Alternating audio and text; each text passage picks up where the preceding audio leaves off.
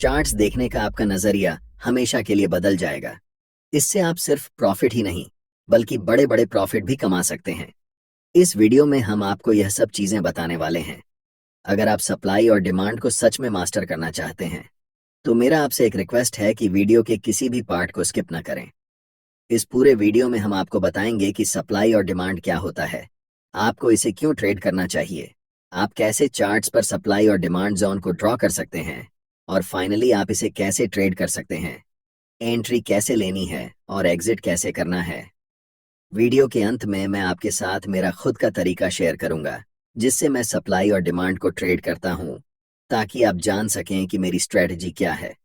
तो चलिए वीडियो शुरू करते हैं, जहां सबसे पहले हम basics of supply and demand जानेंगे। सप्लाई और डिमांड क्या है? बेसिकली सप्लाई और डिमांड एक एग्रेसिव सेलिंग और एग्रेसिव बाइंग होती है, बस इतना ही। एग्रेसिव बाइंग और एग्रेसिव सेलिंग हमें बताती है कि बड़े लोग या बिग बॉयज कहां पर मार्केट में इंटर कर रहे हैं और कहां से एग्जिट कर रहे हैं, और बिग बॉयज प्राइस को किस डायरेक्शन में पुश कर रहे हैं।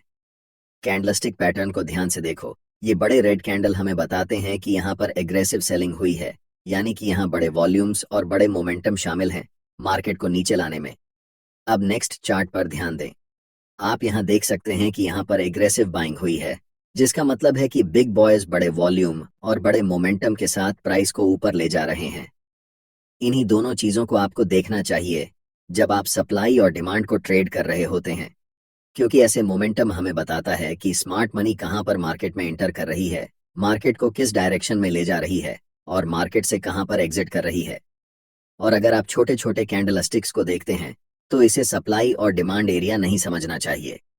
ये सारे स्मॉल कैंडल मार्केट के छोटे छोटे क्यूट बेबीज हैं, और ऐसे कैंडल के साथ न तो ज्यादा वॉल्यूम होता है और न ही मोमेंटम। आपको सप्लाई और डिमांड क्यों ट्रेड करना चाहिए?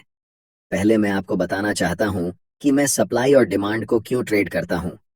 हम उन लोगों के साथ ट्रेड करना चाहते हैं जिनके पास बहुत सारा पैसा है, जिसे हम स्टॉक मार्केट की भाषा में स्मार्ट मनी कहते हैं।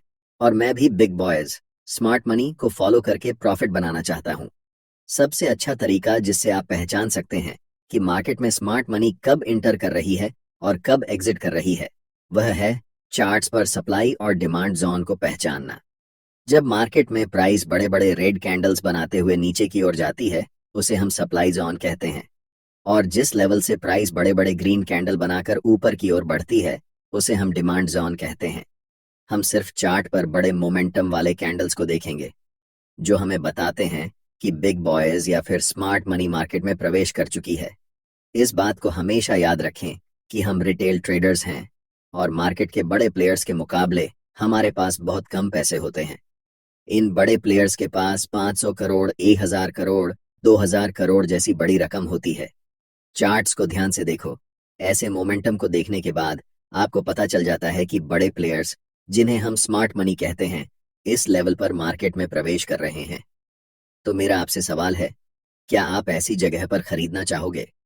अगर आपका जवाब नहीं है, तो आप मार्केट में हमेशा के लिए लूजर ही रह जाओगे। लेकिन मुझे पता है कि आप सबका जवाब हाँ होगा, क्योंकि आप मार्केट में प्रॉफिट बनाने आए हैं, और यहाँ तो आपके सामने मुफ्त पैसे पड़े हुए हैं। आप जानते हैं कि स्मार्ट मनी के पास बड़े पैसे हैं, बड़ी पावर है, और उनके पास मार्केट को मूव करने की ताकत है। सबसे बड़ी गलती जो रिटेल ट्रेडर्स कर सकते हैं, वह है ऐसे स्मार्ट मनी के खिलाफ ट्रेड करना, जो आपसे अनलिमिटेड टाइम बड़ा है। अब आपको पता है कि सप्लाई और डिमांड को क्यों ट्रेड करना है। अब हम जानेंगे सप्लाई और डिमांड जोन को चार्ट्स पर कैसे ड्रा करते हैं। एक जरूरी बात, तीनों कैंडल्स के जस्ट प्रीवियस वाले कैंडल पर हम एक रेक्टेंगल बॉक्स ड्रॉ करेंगे। ध्यान देना कि वह बॉक्स कैंडल की हाई और लो को पूरी तरह कवर कर रहा हो। अब जो आपको चार्ट्स पर यह रेक्टेंगल एरिया दिख रहा है, ये पूरा एरिया एक डिमांड जोन है। और अगली बार जब भी प्राइस इस जोन में आएगा, तब यहां से आपको बाय ट्रेड में एंट्री करनी है। क्योंकि यहां पर ऐसा हो चुका है, तो ध्यान देने वाली बात यह है कि प्राइस इस जोन तक आया और उसके बाद बड़े ग्रीन कैंडल्स बनाते हुए शूट अप कर गया। सोचिए, अगर आप ऐसी जगह पर मार्केट में ट्रेड एंट्री करते हैं, तो आप बहुत ज्यादा पैसा बनाने वाले हैं। चलिए अब एक और एग्जाम्पल देखते हैं। इन तीन बड़े रेड कैंडल्स पर ध्यान दें। यहाँ पर हमें इन कैंडल्स को सेलेक्ट करना है, और इन तीन कैंडल्स के प्रीवियस कैंडल की हाई और लो को टच करते हुए राइट साइड की तरफ खींचते हुए एक रेक्टेंगल बनाना है।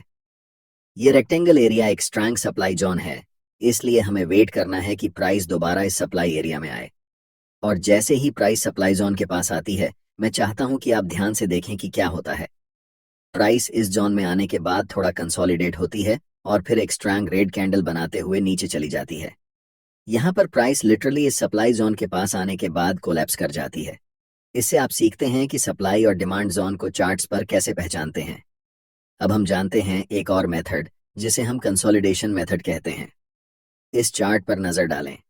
यहाँ पर प्राइस एक टाइट रेंज में ऊपर नीचे हो रही है, जिसे हम कंसोलिडेशन जोन कहते हैं।